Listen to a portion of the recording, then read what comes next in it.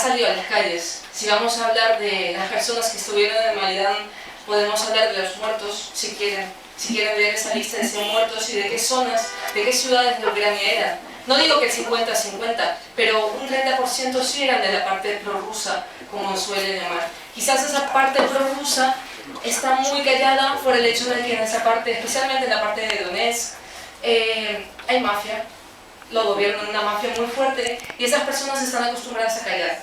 Aunque si también hablamos de cuestiones reales, a las manifestaciones han salido también en esa parte de Ucrania. Han salido las personas, aunque quizás no esas miles y miles como en Kiev, pero han salido igual que los prorrusos. Sinceramente, de tanto hablar, había muchas cuestiones que quería decir, pero hablar de partidos nazis o de una representación nazi en un gobierno que es transitorio y que el mismo Maidán no apoya del todo, porque realmente si se hubieran dado cuenta, ¿por qué no se ha firmado ese acuerdo que se ha dado? Por el hecho de que Maidán tiene la fuerza. No son los líderes de la oposición quienes deciden qué quiere Maidán. Por eso mismo ese acuerdo no fue firmado. Por eso mismo este gobierno es transitorio. Y solamente las elecciones del 25 de mayo van a poder decir realmente qué es lo que quiere Ucrania. Y yo como ucraniana, se los digo sinceramente, a mí me preocupa Crimea, pero me preocupa porque quiero saber qué quieren.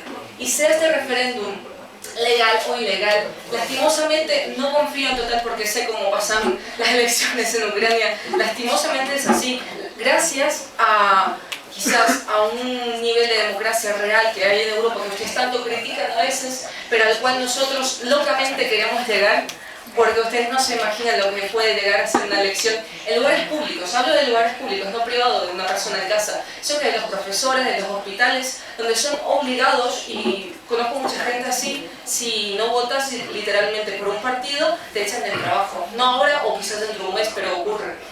Por lo tanto, lo que va a acontecer en Crimea, sea una cuestión geopolítica o sea una cuestión interna de Crimea, la cual ha saltado claramente después de la aceleración de aceptar todo, porque pasó eso en la Rada. Obviamente nuestra oposición pensaba que deslegitimando esa ley de idiomas locales, aunque a Crimea no lo tocaba, porque Crimea es autonómica y la ley es un poquito diferente ahí, por lo tanto, digamos que ese poder que le han dado a Rusia, de intervenir por los rusos en Ucrania o simplemente para rusos, que yo también lo soy, no necesito que me salve de Putin estando en España o en otro lugar. Y muchos rusos estando en Ucrania han dicho eso continuamente. Y quiero decir una cosa, que aquí mismo encontramos este debate y estas agresiones continuas de ambos lados por el hecho de que no solamente hay una guerra digamos, geopolítica futura,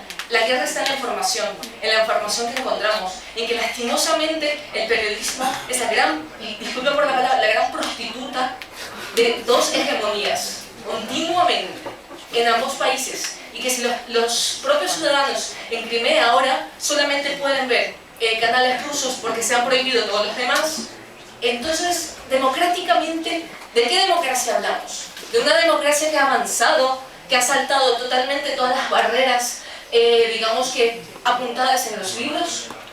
¿O hablamos realmente de un paso de esa democracia en el cual cada uno decide lo que es para él correcto? Ese es el problema, que lo que leemos y de lo que son los hechos, no digo que quizás claramente hay hechos que van en contra de Maidán y han ocurrido cosas totalmente imposibles de comprender para nosotros mismos, porque en ningún momento, si hablamos de salir a las calles y decir lo que queremos, y fue así, porque al comienzo Maidán salieron estudiantes y era pacífico, hasta que por la noche, para montar un árbol de Navidad, nuestro gobierno decidió montar un árbol de Navidad a las 5 de la madrugada, mientras que todos estaban durmiendo en las calles, y llegaron los antidisturbios.